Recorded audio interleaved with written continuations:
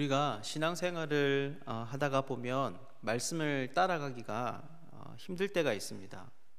그래서 우리는 곧잘 기꺼이 손해보기보다는 은밀하게 계산하고 온전하게 사랑하기보다는 적당하게 사랑하고 또 끝까지 인내하기보다는 쉽게 포기합니다. 왜 그럴까요? 여러 가지 이유가 있을 수 있겠지만 가장 핵심적인 이유는 바로 우리가 하나님을 믿지 않아서 그렇습니다. 좀 더 정확하게 말하면 하나님의 판단보다 내 판단이 더 지혜롭다고 생각을 하는 것이죠. 그런데 성경은 이것에 대해서 완전하게 반대의 말을 합니다. 바로 그 어떤 사람들의 말보다 하나님의 말씀을 따르는 것이 가장 지혜롭고 복된 일이다라고 하는 것이죠. 왜 그럴까요? 오늘은 하나님의 말씀을 따르는 것이 왜 지혜로운지, 또 그리고 그것이 우리에게 왜 가장 좋은 결과를 가져다 주는지를 함께 좀 살펴보도록 하겠습니다. 이것을 위해서 오늘 우리가 본 본문의 두 주인공을 좀 집중해서 볼 필요가 있습니다. 왜냐하면 이 두 사람의 행동이 바로 이 교훈과 관련되어져 있기 때문입니다. 먼저는 발락인데요. 이 발락이 여러분 어떤 일을 하고 있습니까? 이스라엘은 애굽을 떠나온 지 거의 40여 년 만에 이제 모압 평지에 진을 치게 됩니다. 이곳은 요단강 맞은편으로 이제 하나님의 약속된 땅인 가나안의 바로 코앞에 그들이 이르게 된 것입니다. 그런데 이때 이런 이스라엘을 만난 모압이 심히 두려워합니다. 왜냐하면 그들이 아모리인들에게 행한 일을, 이스라엘이 아모리인들에게 행한 일을 바로 보았기 때문입니다. 그래서 그때 왕이, 모압의 왕이 누구냐면 바로 십볼의 아들 발락인데요. 얼마나 두려워했든지 미디안 장로들에게 이렇게 이야기를 합니다. 4절을 보면 이제 이 무리가 소가 밭의 풀을 뜯어먹음 같이 우리 사방에 있는 것을 다 뜯어먹으리로다. 자기들이 패망하고 전쟁에 질 것이라는 것을 이미 왕이 알고 있는 것이죠. 여러분, 그렇다면 이스라엘이 한 일이 여러분 무엇일까요? 그가 한 일이 무엇이길래 이렇게 모압 왕이 이스라엘이 행한 일을 보면서 크게 두려워하고 있는 걸까요? 어제 말씀을 살펴보면 이스라엘은 이 모압과 대치하기 전에 아모리 왕 시온을 멸망시키고 그 땅을 빼앗는 이야기가 등장합니다. 그런데 이 아모리라고 하는 이 족속의 나라는 결코 약한 나라가 아니었습니다. 사실 아모리가 살고 있는 그 땅도 여러분 어떤 땅이었습니까? 바로 모압으로부터 뺏은 땅입니다. 즉 아모리는 오늘 본문에 나오는 이 모압을 굴복시키고 그 신을 조롱하던 나름 그 지역의 강자였던 곳이죠. 그런데 어떤 일이 벌어진 겁니까? 바로 그 아모리가 이스라엘 백성과 전쟁을 벌여 무너진 것입니다. 그러니까 모압은 그 일들을 바로 눈앞에 두고 크게 두려워할 수밖에 없습니다. 자기들조차 이긴 그 아모리를 압도한 이스라엘을 보면서 두려움이 그 마음을 장악한 것이죠. 그래서 그들이 선택한 방법은 전술적이고 군대적인 무력의 방법이 아니었습니다. 그들은 발람이라는 점술가를 찾아내 그들의 운명을 그의 손에 맡기기로 했습니다. 여러분, 이 발람은 어떤 사람입니까? 오늘 본문에 발람에 대해서 많은 이야기들을 하고 있지는 않습니다. 단지 이 사람에 대해서 알 수 있는 중요한 힌트는 그가 살던 지역과 관련되어져 있습니다. 그의 고향이 어딘가 하면 5절인데요. 바로 그가 자신을 부올의 아들 발람의 고향인 강가 부돌에 보내어라고 이야기를 합니다. 여기서 이 부돌이라고 하는 것은 유프라테스 강 근처에 있는 도시라고 알려져 있습니다. 즉 지금 전쟁이 일어나는 이 여리고 앞에 있는 지역과는 몇백 킬로미터가 떨어진 굉장히 먼 지역에 있는 점술가가 바로 이 발람입니다. 즉 이 발락은 자신의 이 문제들을 해결하기 위해서 자기 주변에 있는 가장 용한 점쟁이를, 쉽게 말하면 점술가들을 수소문했던 겁니다.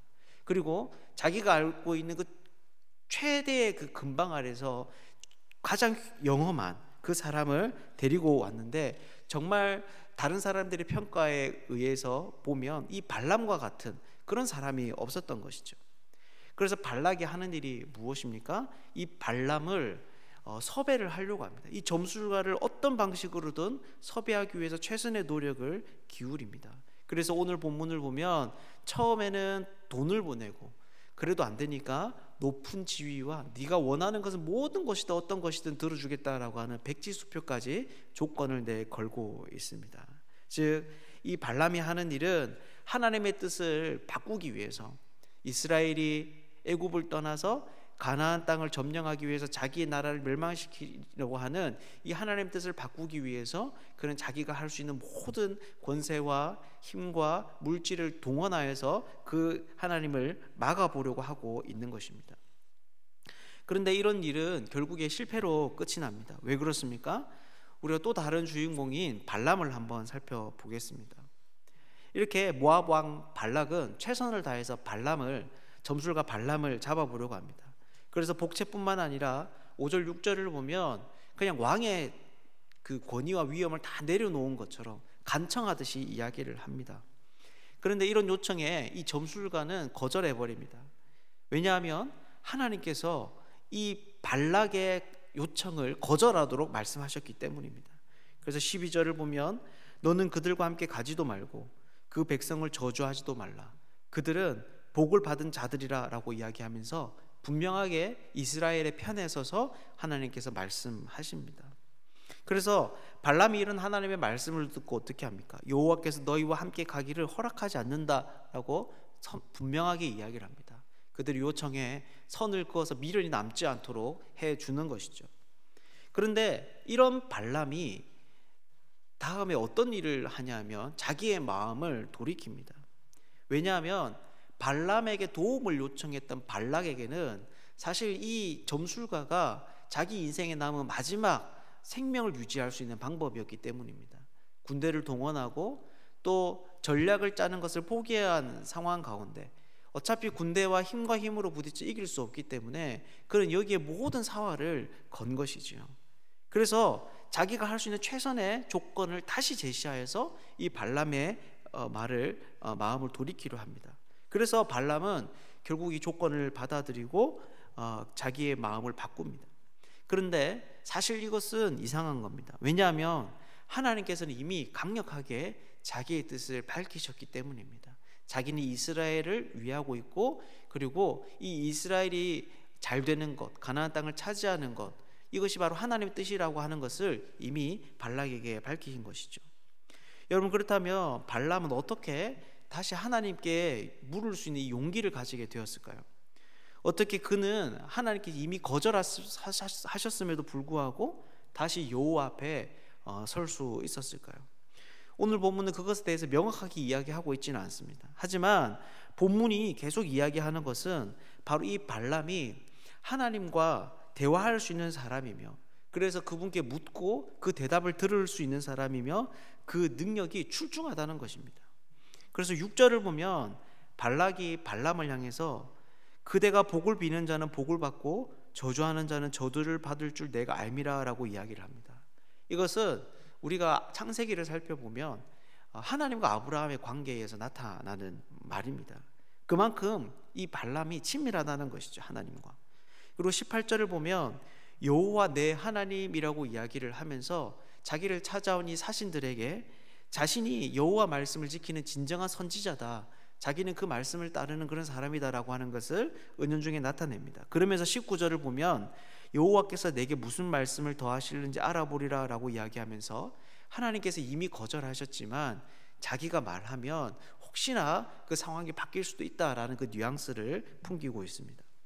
즉 발람은 하나님과의 관계에서 자신은 다른 이들보다는 훨씬 더 특별하다라고 하는 그 사실을, 특권의식을 그가 가지고 있었다는 것을 우리가 알 수 있습니다. 즉 그는 하나님께서 자기를 더 특별하게 여겨주시고 만나주신다라고 하는 그 생각이 바로 발람에게 담력을 얻게 했던 것이죠. 그렇다면 결국 이 발람이 하고 있는 일이 여러분 무엇입니까? 바로 하나님과의 그 특별한 관계를 담보로 해서 그 뜻을, 하나님의 뜻을 바꾸어 보려고 했던 것입니다. 재물과 권력에 대한 욕심에 눈이 멀어서 하나님과의 그 특별한 관계를 도구로 삼아 하나님의 뜻을 바꾸어 보려고 하는 그 일이 지금 발람이 하고 있는 일이다라고 하는 것이죠. 여러분, 그렇다면 이 이야기가 오늘날 우리들에게 말해주는 것이 여러분 무엇이겠습니까? 이런 어리석은 사람들의 시도의 20절을 보면 하나님이 이렇게 말씀하십니다. 그 사람들이 너를 부르러 왔거든 일어나 함께 가라. 그러나 내가 내게 이르는 말만 준행할지니라. 여러분, 이것이 무슨 말입니까? 겉으로 보면 정말 이들의 시도가 성공한 것 같습니다. 발락의 생각대로 점술가 발람은 자기의 모압의 나라로 들어오게 되었고, 발람 역시나 이 왕인 발락의 요청을 받아들이면서 자기의 욕심을 채울 수 있는 어떤 그런 발판을 마련한 것 같습니다. 그런데 그 속 내용은 여러분 어떻습니까? 바로 발람은 하나님께서 말씀하시고자 하는 말만 해야 했습니다. 발람이 발락의 나라에 가서 할 수 있는 말은 오직 여호와의 입에서 나온 그 하나님의 뜻뿐이었던 것입니다. 사랑하는 여러분, 그렇다면 이것이 무슨 말이겠습니까? 바로 하나님의 뜻은 아무리 많은 재물과 강한 권세를 가졌다고 하더라도, 또 그분과 아무리 관계가 친밀한 사람이 막아섰더라도 그 하나님의 뜻은 결코 물러섬이었고 반드시 성취되고야만은 진리다라고 하는 것이죠. 이 세상에서 그 하나님의 뜻을 회방하고 방해할 수 있는 것은 그 어떤 것도 없다라는 것입니다. 그래서 이것은 왜 우리가 하나님의 말씀을 따르는 것이 가장 지혜로운 것인지를 말해줍니다. 왜냐하면 그분은 자신의 뜻을 반드시 이루고자만은 신실하신 분이시기 때문입니다. 이 세상을 살아가는 우리들에게 세상은 누구보다 자기의 마음에 귀를 기울이라고 말합니다. 그 마음을 알아채고 그 뜻을 이루는 것이 우리에게 있어서 가장 행복하고 만족스러운 삶을 살게 한다는 것입니다. 그래서 너는 너대로 살아라. 내가 내 자신이 되는 것이 바로 가장 행복한 삶이다 라고 이야기를 합니다. 하지만 성경은 다릅니다. 성경은 오직 하나님의 말씀을 따르는 것이 가장 복된 삶이라고 말합니다. 왜 그렇습니까? 이 세상 모든 것이 다 변해도 하나님의 말씀은 변하지 않기 때문입니다. 풀은 마르고 꽃은 시들지만 오직 하나님의 말씀은 영원한 것이죠. 즉 하나님의 이 말씀을 따르는 사람은 결국 인생의 끝에서 그분과 함께 승리의 기쁨을 누리게 될 것이다 라는 것입니다. 우리가 살기 위해서 이 모압 왕 발락과 같은 그런 선택을 하지 않으면 좋겠습니다. 우리의 욕심에 눈이 멀어서 점술가 발람과 같은 어리석은 일을 범치 않을 수 있으면 좋겠습니다. 이 자리에 있는 우리 모두가 오늘 하루도 하나님의 말씀에 귀를 기울이고 그분과 함께 걷기를 선택하는 사람들, 그분과 동행하기를 선택하는 복된 사람들 되시기를 주님의 이름으로 축복합니다.